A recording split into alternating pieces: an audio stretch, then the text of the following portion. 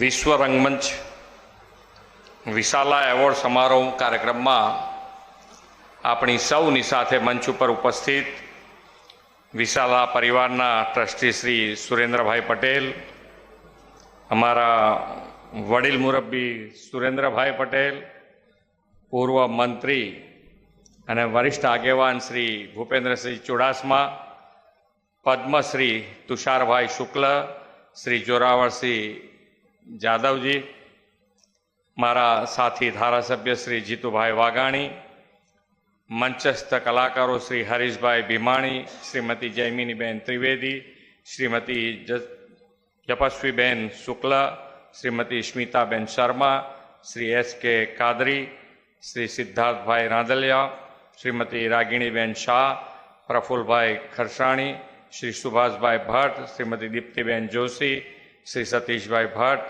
શ્રી વિહાંગભાઈ મહેતા, શ્રી જીતેન્દ્રભાઈ ઠક્કર, શ્રી કરણભાઈ પટેલ, શ્રી જયાબેન ભટ્ટ, શ્રી સુભાષભાઈ બ્રહ્મભટ્ટ, આમંત્રિત સર્વ મહાનુભાવ, પ્રેસ મીડિયાના મિત્રો, સૌને મારા નમસ્કાર. મંચની સામે પ્રસિદ્ધ લેખક શ્રી માધવ રામાનુજી,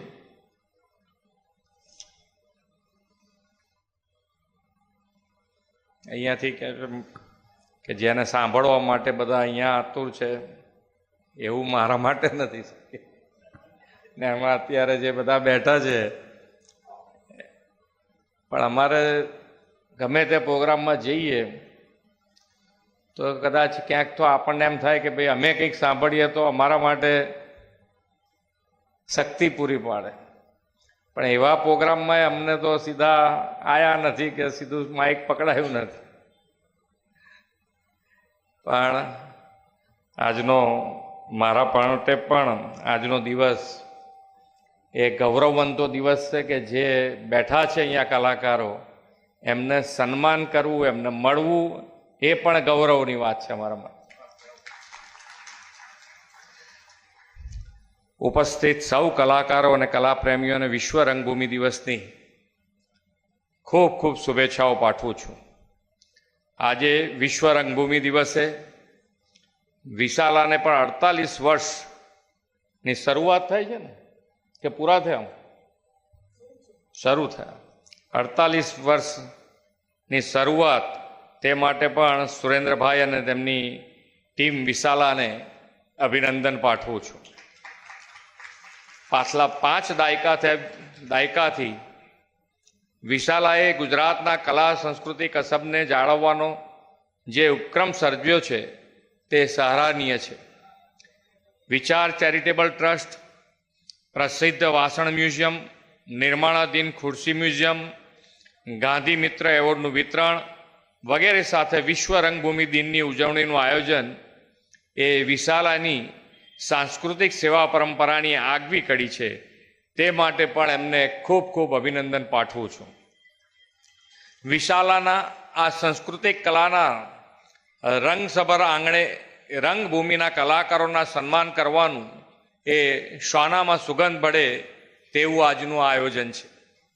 વિશ્વ નેતા અને આદરણીય વડાપ્રધાન શ્રી નરેન્દ્રભાઈ મોદીએ ધર્મ, સંસ્કૃતિ, પરંપરાના જતન માટે ભાષા, સાહિત્ય, કલા, રંગભૂમિ જેવી સાંસ્કૃતિક વિરાસતોના જતન માટે વિરાસતો પર ગૌરવ કરવાનો સંકલ્પ આપ્યો છે.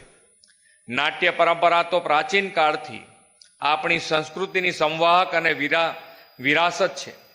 આધુનિક સમય સાથે કદમ મિલાવતા એ પરંપરાની પ્રસ્તુતિ અને મંચના ક્લેવર બદલાયા છે, પરંતુ વિકાસ બી વિરાસત બીના મંત્રને આ પરંપરાએ સાકાર કરી છે. આવી ભવ્ય કલા પરંપરા સાથે જોડાયેલા કલાકારોને સન્માનિત કરવાનો અવસર મને વિશ્વ રંગભૂમિ દિવસે મળ્યો છે, તે પણ મારા માટે આનંદનો અવસર છે. નાટક જેવી એવી સક્ષમ કલા છે કે જે મનોરંજનથી ઉપર ઉઠીને સમાજમાં ક્રાંતિ ફેલાવી શકે છે. દેશમાં સુધારાની ચળવળ હોય, સ્વતંત્રતાનો સંગ્રામ હોય કે પછી જનજાગૃતિ હોય, રંગભૂમિના કલાકારોએ હંમેશા સમાજ માટે મોટી જવાબદારીઓ નિભાવી છે અને સમાજમાં ક્રાંતિકારી પરિવર્તનો લાવવામાં રંગભૂમિએ યોગદાન આપ્યું છે. એટલે જ હમણાં અહીંયાથી મને જે કહેવામાં આવ્યું છે કે નાટ્યગૃહમાં પર ધ્યાન રાખવાનું છે, હું 100% ધ્યાન રાખીશ.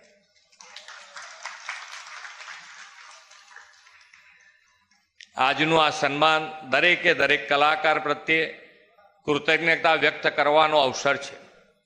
મેં સમય હું થી જે ઘર ઘરના મહાભારત સિરિયલની ગુંજતા થયા એવા હરીશ ભીમાણી, નાટ્ય જગતના મેગા મિલેનિયર સ્ટાર સિદ્ધાર્થ રાંદેડિયા, વરિષ્ઠ અભિનેત્રી રાગિણીબહેન, પદ્મશ્રી કવિ તુષાર શુક્લાજી, આવા તો કંઈક કેટલાય સ્વનામ ધન્ય કલાકાર કશ્મીઓ આજે આપણી વચ્ચે ઉપસ્થિત છે. તે જ આ અવસરને આભા આપે છે. લોકજીવનની સીધી અસર કરી શકે તેવા કલા ક્ષમતા આપ સૌ પાસે છે. વડાપ્રધાનશ્રીએ સશક્ત, સ્વસ્થ, વિકસિત ભારતના નિર્માણની નેમ રાખી છે અને સ્વચ્છ ભારત અભિયાન, જળ સંરક્ષણ માટે કેચ ધ રેન, પર્યાવરણની જાળવણી માટે એક પેડ માં કે નામ અને સ્વસ્થ સમાજના નિર્માણ માટે મેદસ્વીતા મુક્ત ભારતનું આહ્વાન કર્યું છે. આપણે સૌ પણ આ અભિયાનને નાટક, સ્ટ્રીટ પ્લે, સ્ક્રિપ્ટ જેવા પ્રયોગોથી વધુને વધુ લોકો સુધી પહોંચાડવાનું દાયિત્વ નિભાવીને વિકસિત ગુજરાત દ્વારા વિકસિત ભારતના નિર્માણમાં આપનું યોગદાન આપશો એવી મને શ્રદ્ધા છે.